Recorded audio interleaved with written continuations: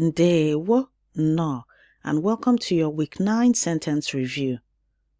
If this week was busy, this is your chance to catch up. All 15 sentences from this week's Igbo Daily Drops in one place.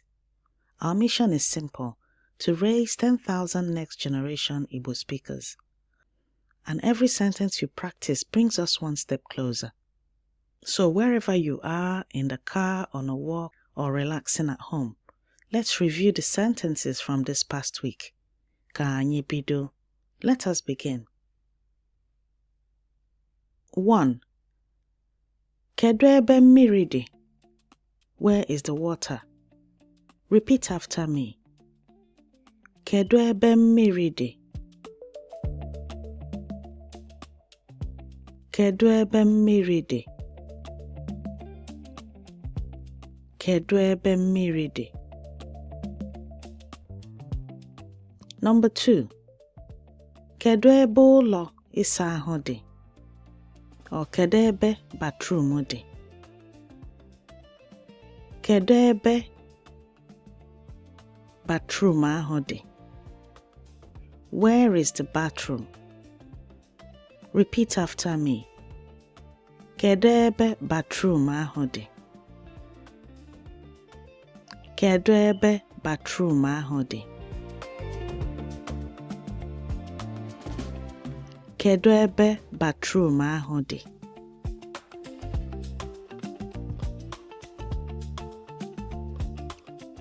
Number 3. Ebee ka ị na-aga? Where are you going? Or where are you going to?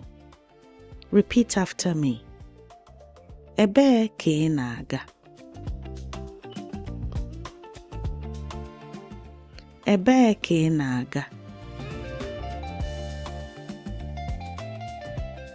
Ebee ka ị na-aga? Number 4.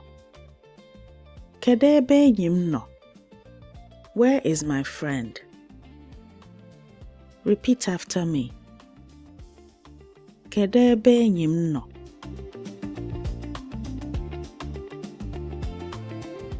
Kedu ebe enyi m nọ? Kedu ebe enyi m nọ? Kedu ebe enyi m nọ? Number 5. Kedu onye na-abịa? Who is coming? Repeat after me. Kedu onye na-abịa? Kedu onye na-abịa? Kedu onye na-abịa?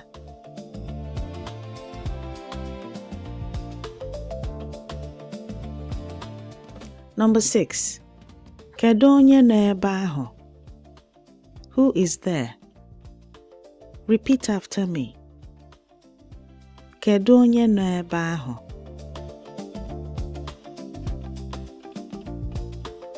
Kedu onye nọ ebe ahụ?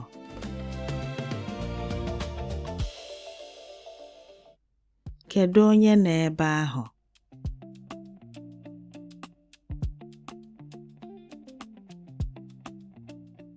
Number 7. Anọ m n'ụlọ. I am at home. Repeat after me. Anọ m n'ụlọ.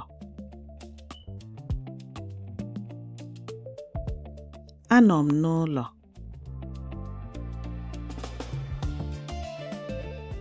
Anọ m n'ụlọ. Anọ m n'ụlọ.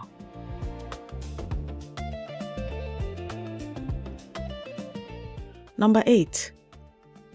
Anọ m n'ọrụ. I am at work. Repeat after me. Anọ m n'ọrụ. Anọ m n'ọrụ. Anọ m n'ọrụ. Anọ m n'ọrụ.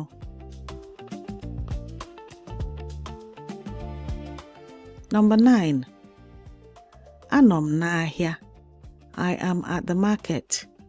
Repeat after me. Anọ m n'ahịa.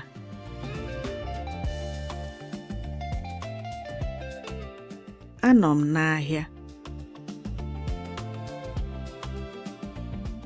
Anọ m n'ahịa.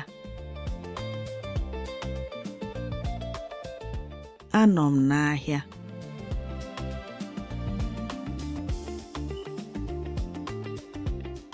Number 10. Ji nọ n'ime ite. The yam is inside the pot. Or ji dị n'ime ite.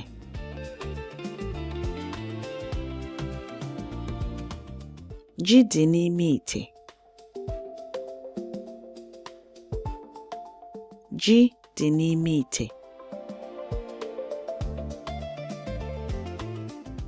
Ji dị n'ime ite.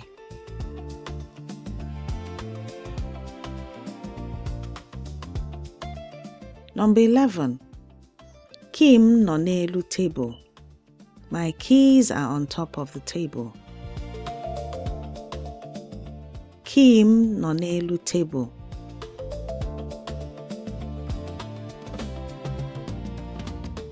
Kim nọ n'elu table. Kim nọ n'elu table.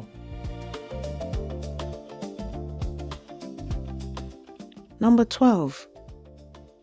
Akwụkwọ nọ n'okpuru oche. Akwụkwọ nọ n'okpuru oche. Or you could say akwụkwọ dị n'okpuru oche. The book is under the chair. Akwụkwọ dị n'okpuru oche. Akwụkwọ dị n'okpuru oche.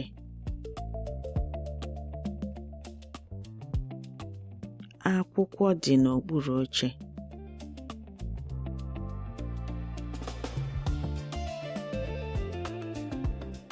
Number 13. O nwere onye nọ ebe a?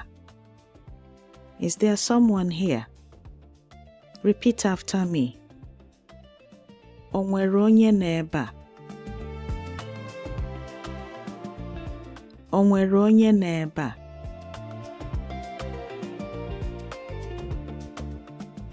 O nwere onye nọ ebe a? O nwere onye nọ ebe a? Number 14. Enwe. Anọ m ebe a. Yes, I am here. Repeat after me. Enwe. Anọ m ebe a.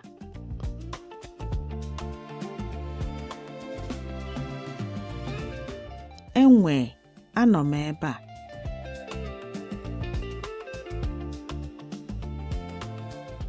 Enwe. Anọ m ebe a.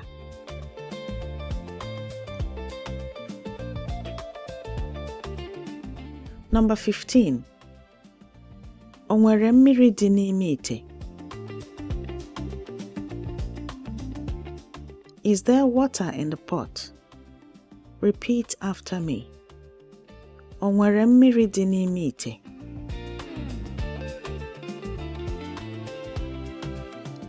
O nwere mmiri dị n'ime ite? O nwere mmiri dị n'ime ite?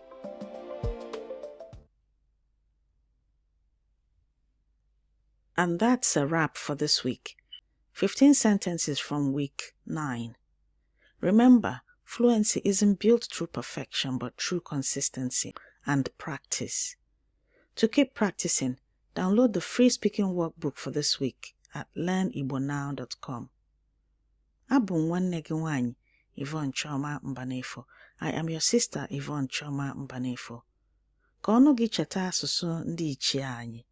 May your mouth remember the language of our ancestors. Ka o mesịa. Goodbye.